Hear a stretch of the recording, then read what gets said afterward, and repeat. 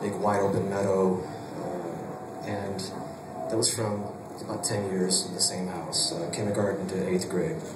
And even though I lived in the same house and had the same bus and the same bus driver for 9 years, somehow the school system had kind of kept making my neighborhood go to different schools. So over that 9 years of going to school, living in the same house, I actually went to 5 different schools.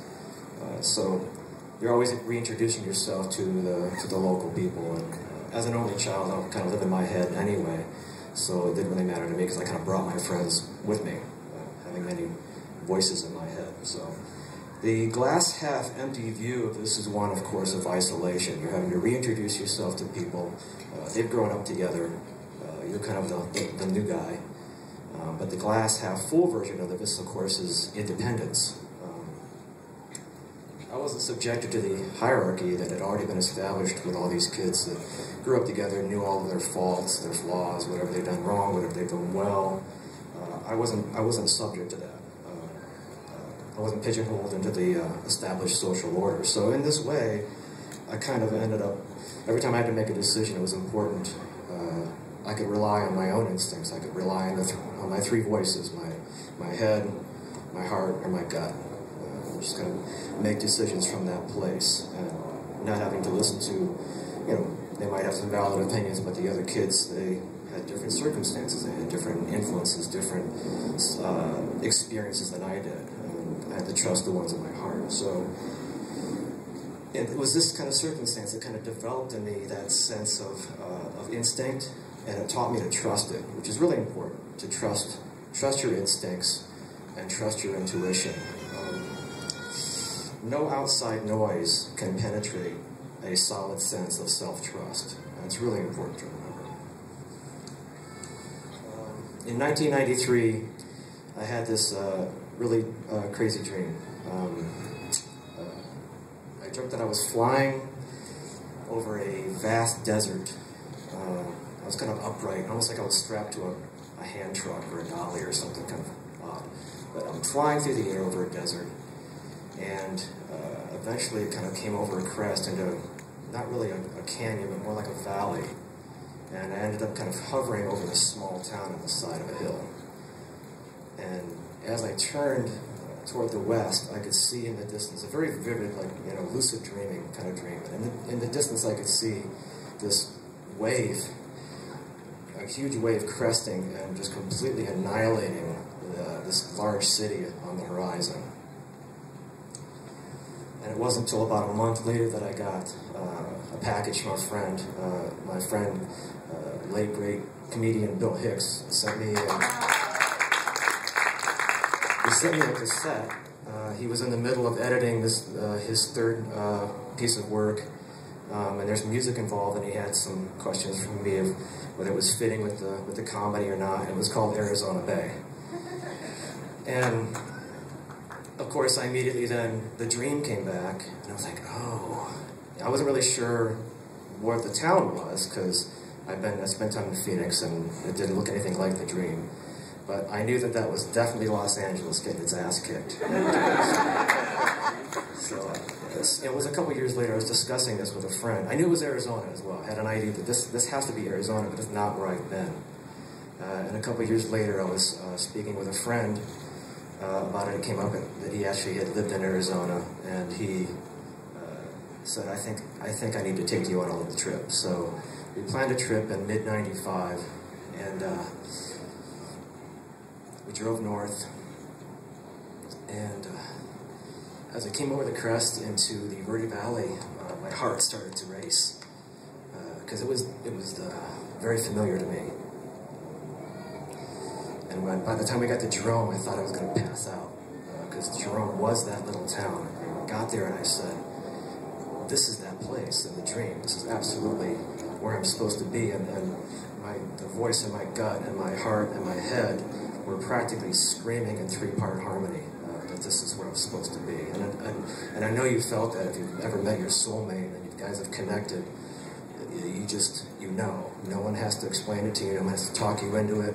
Your intuition and your instinct tell you this is the one, and you know that feeling. So that That's how I got to Jerome. My intuition and that subsequent choice served me very well. This is my 17th year living in Arizona, and there have been some fantastic developments during the time here. I witnessed the blossoming of a brand new wine industry here, which is definitely deep in my heart, having come from a winemaking family from Italy. We, the stubborn bastards, have proven that our dirt and the wine that it produces here can go toe-to-toe with any wine in the world at this point. So, politicians and policymakers need to take notice, because the very core of that effort, the very core of that endeavor, is about place. It's about this place, wherever it's from. It can't be outsourced to China. It can't be moved to Mexico. This is something that expresses our home, our place, our Arizona. And it's something that's very special. It nurtures community, and it's stabilizing the economy. And it's the tenacious efforts in recent years by Caduceus dos Cabezas Wine Works, PSC, Callaghan Freitas, Arizona Stronghold, Javelina Elite, and dozens of others, very stubborn bastards like myself. It's really paid off, and we now have a signature that stems from this place. So make sure that there are tables here, I think, that are pouring some of that stuff, so definitely check that out. Currently, I'm on an international tour, presenting a new collection of stories of my multimedia project called Pussifer. And ground zero for this project is the Verde Valley. It is Jerome, and all of the songs and all the tales reflect our home in this place. And every night we introduce these new stories from the high desert to another theater full of what we've referred to as the familiar strangers. We explain that the desert is a beautiful and dangerous place where one would go to either find or lose themselves. She is equal parts hostile and enlightening.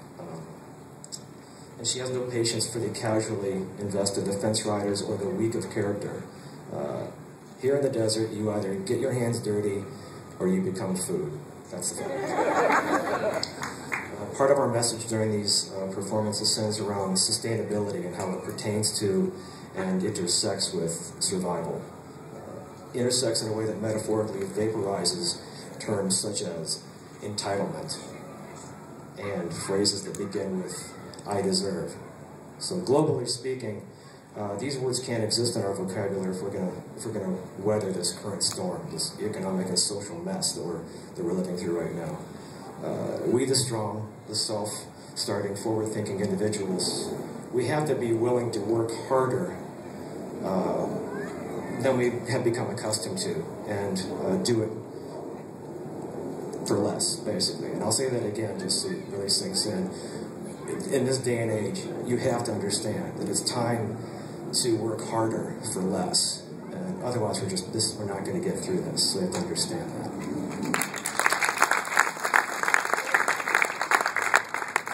It feels to me like, being in the desert in Arizona, we've already kind of seen part of that. We have to struggle here a little harder than we do in the bigger cities and places that flourish more easily.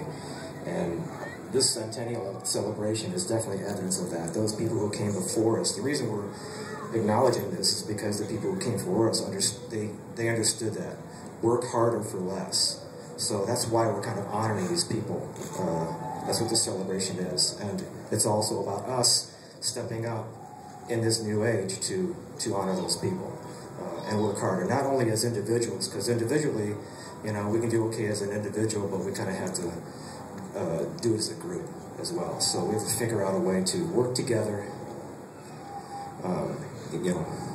be strong individuals and work together to get through this thing. So I'd like to leave you with some words from a track called The Humbling River. And I'm really nervous, so I'm going to read them off the paper because otherwise I'm going to forget them. You put a guitar or drums or stuff behind it, I can kind of hide behind it, and do okay, but when I'm up here on my own, I feel like I'm going to shit my pants.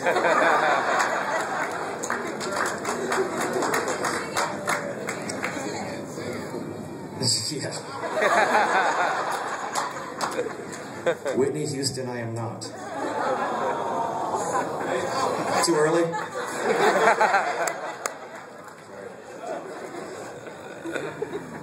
Nature, nurture, heaven, and home. I am some of all of these, and by them I'm driven to conquer every mountain shown. But I've never crossed this river.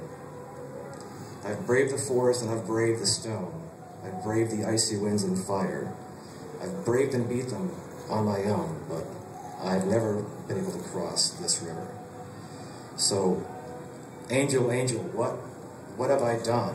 I've faced the quakes, the wind, the fire. I've conquered country, crown, and throne. Why can't I cross this river? And the patient angel says, pay no mind to the battles you've won. It'll take a lot more than rage and muscle. Open your heart and hands, my son, or you'll never make it over the river.